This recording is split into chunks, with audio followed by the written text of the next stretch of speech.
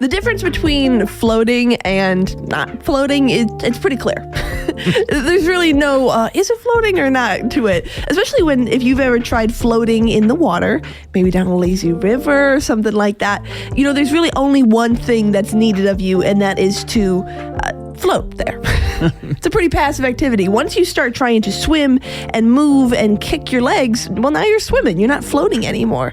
And in our relationship with God, I think where God offers us the opportunity to just float in his love, we end up trying to swim more often than not. Yeah, and sometimes that looks like thinking about, I have to pray today. I have to read my Bible today. These are the things I have to do to have that relationship. It starts to feel like checklists and pressure, and like you're always trying to earn something that was once freely given. Jesus knew that we would do that with our relationship with him, which is why in John 15:9, he says, I have loved you even as a father has loved me. Remain in my love.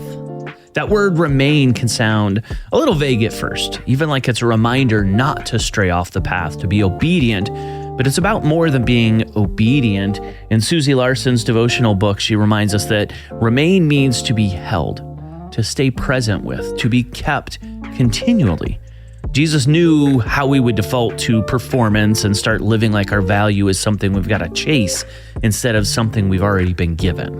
But when we remember how we're deeply loved, we can relate to God differently. We pray because we're safe there, not because we have to earn something. We read the Bible because we want to hear his voice, not because we have to check another box off. So if faith has started to feel heavy for you lately, if you've been caught in the cycle of trying to prove your worth or make up for what you lack, or just trying to check the boxes, maybe today's the day to pause, to remember that you are already loved, and Jesus is inviting you right here, right now, to stay close to or float in that love.